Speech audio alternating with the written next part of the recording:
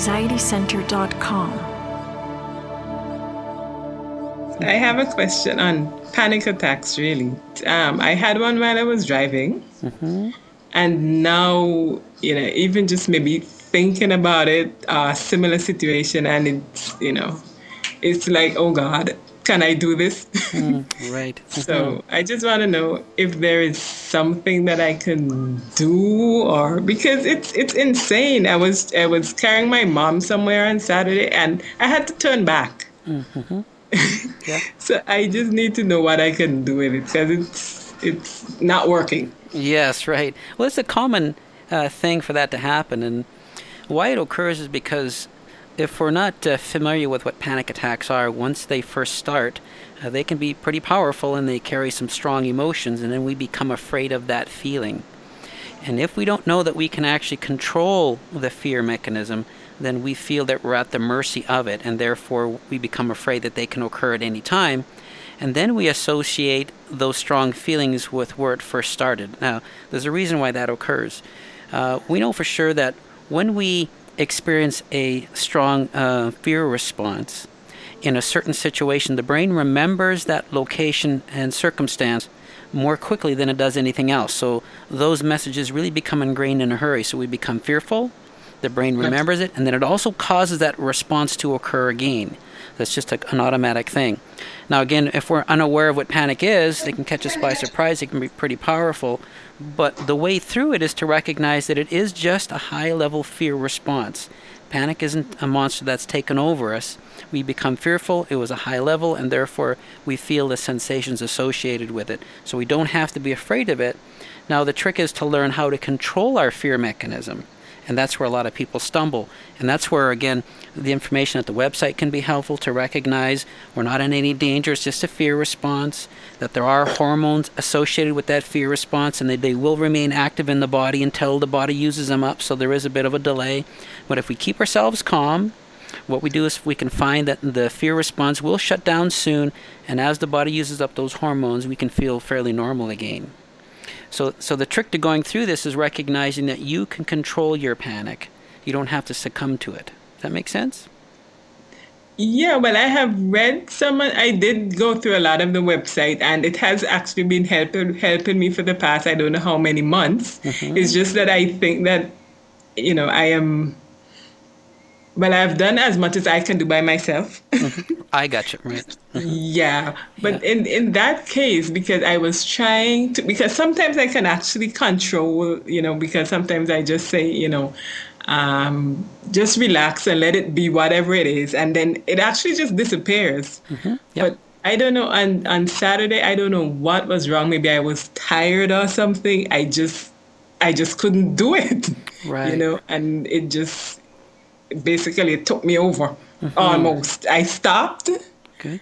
And, we turned back because she decided, she wouldn't go again. And you know how mothers are. Yeah. So, Yeah. so we turned back and stuff. And, it was okay. After I turned back, it's almost like, okay, fine, I'm not going anymore. So everything kind of just settled down afterwards. But I just need to, I can't always turn back, Right. Well, you mentioned a point that I want to touch on here is once you recognize you weren't in any danger, meaning that you were going to go back, you see how fast that fear mechanism shut down. Yeah, it was almost instantly. Yeah, but usually what happens, because we've had a panic experience, when we go into a similar environment, we start to say, well, what if? Well, what if this and what if that happens? And that is the perfect recipe to get our fear mechanism going. Remember, we start it, right? We create the fear mechanism. It's not out of control. We do it. And it's that kind of thinking. So if we were just to say, no, never mind, I'm not doing this, just calm down, I'll be fine. The fear mechanism will shut down over the course of time and we'll feel better again. It's just that I know that strong feelings of fear are powerful, there's no question about it. But nonetheless, we can still control them by choosing different kinds of thinking patterns. Okay. Now, another piece of this is it's easier when our stress is lower than it is when our stress is high. And that's because high stress makes the fear mechanism more reactive. And so our goal is to keeping our stress down as much as we can so that we have more control over it when it decides to raise up, right?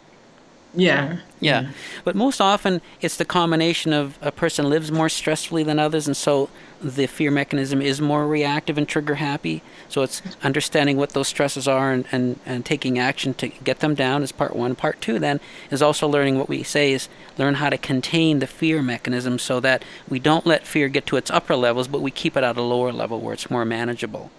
Yeah, well, that is kind of why I decided to stop because I realized I wasn't winning that fight. Yeah. So I just decided to stop because you feel so much worse when it gets at such a high level and it takes so long to calm yourself down. Yeah. I just didn't want to go back through that again. So I Right. just said, I stopped, we turned back, and everything was okay. But I just need to be able to. I don't know if it's something that you control by just thinking about something else. But I was trying to do that. Yeah. I was just saying, I can't remember what I was saying, but Yes. I was trying to shift my But focus. here's the thing: is it's the combination of those pieces, and most often we don't learn how to contain our fears at a lower level. So as they start to raise up, we become more reactive, and that's where, again, counseling can really help you. It can really help you learn how to contain at a lower level, so they don't run rampant like that, right? Yeah, yeah. So it's probably that it was maybe too high by the time I wanted to try and contain it. Okay, Maybe that was the problem. I gotcha. I'm sorry, I missed part of your response there. My headset cut out for a moment. Could you just repeat that? No, I was saying, well, maybe the problem was that, the fear had gotten too high by the time I tried to maybe control it or calm it down or change my focus. Because it's easier if you have a thought and then you switch it at the same time. But then if you let it maybe grow, Yeah. then it's so much harder to try and do anything about it. Absolutely. And that is, again, one of the challenges we face is that our fearful thinking goes so fast, often we don't really recognize it until we're well down the fear trail. Yeah, that's true. Yeah, that's why we have to get right on it at the beginning. Instead of doing the what if and entertaining the what if thinking, we actually have to say, no, not doing that, because our thinking processes control the fear mechanism, not the other way around. We just have Yeah. to do a better job of getting on it earlier, right? Yeah, okay. Yeah. And also, too, that's why deep relaxation is such a good practice to get into, is because it does help to train us how to keep ourselves calm. So very quickly we can call up the memory of that deep relaxed experience, which helps to settle us down too, right? Yeah, yeah. Actually, I downloaded one of your guided journey. I think it was one of the MP3s anyway. Okay. Mm-hmm. And this was actually the first time in my life I've actually listened to anything like that. And I was amazed that I guess I've never relaxed before. That's all I can say. That's another one of our problems, you bet. That's all I can say. And it's true because to tell the truth, I was just going from one thing to the next thing to the next thing to the next thing. I never really gave myself a break. Right. So I understand why I am where I am. It's just maybe because I'm an impatient person also. So I think maybe a lot of what happened is that, if I change focus, I expect it to happen, everything else to change with it instantaneously. And when it doesn't change, then you're what ifing. Yep. And, Yeah. And you see, those are some of the things that, again, we address in the underlying factors through counseling is there's usually a mix of them that gets everything going. It's not just one piece. Yeah. It's a mix of them. Impatience, going too fast, not learning how to rest, the body all geared up, and all of those things all contribute to the onset of anxiety and panic. So it's a matter of identifying them and working at those pieces so overall everything lowers and we're calmer, right? Yeah. Yeah. Yeah, you bet. But quickly, we also want to change our view of panic. We don't. It's not something we want to prevent. We want to move into a place where we recognize what emotional outcome do I want, rather than, oh boy, I better not do this or that's going to happen. It's what outcome do I want, and so we learn to choose to calm ourselves down because that's the outcome we want, rather than feeling like we're forced into calming ourselves down or else the worst can happen. So just remember, it's a choice. Which way do we want to go? We can either scare ourselves up by going, what if, what if, what if? Or we can calm ourselves down by thinking of a nice relaxing place or a nice thing, and just not entertaining the what if. Because another piece of this too is what I mentioned, I think in another segment, is often anxiety personalities try on how it feels. So we go, well, what if this happens? Then we try to imagine how that would happen, and then we actually make it real in our lives by trying it on. It's another behavior we want to stop doing. Okay? Okay. Yeah, does that make sense? Yeah. Okay. Yeah. Yeah. And I know it's not easy now. Just because you know what to do doesn't mean that it's going to go away. It requires desensitization. We have to now train the brain to be less fearful of that circumstance. And we do that only through trial and error, by going to it, calming ourselves, getting a little victory. And sometimes we don't do so well, but that's okay. That's part of it. We just go back and we try it again, settle ourselves down as best we can. We don't want to get into a situation where we feel we have to. I have to do this or I'm not going to succeed, because that's counterproductive to recovery.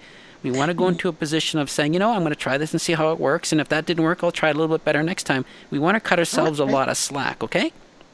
Okay, because I think that is one thing, I guess, with my personality. That is what I'm actually now recognizing. I've always been a black and white kind of thing. It's either this way or that way. There is no shades of gray. Yep.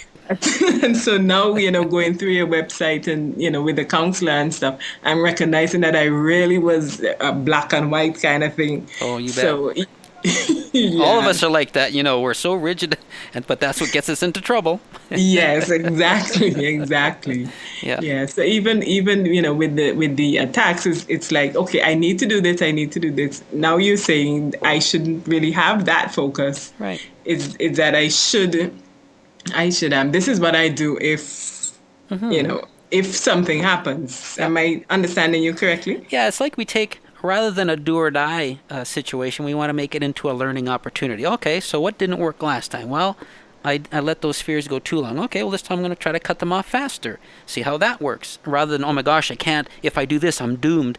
We don't want to have that approach. We want to have more of a really easier, carefree approach to making that change, because we are changing behaviors. And that takes time and practice and, success and failure and all of that. So we want to, give ourselves a lot of slack and just continue to persevere, because persevering wins the day.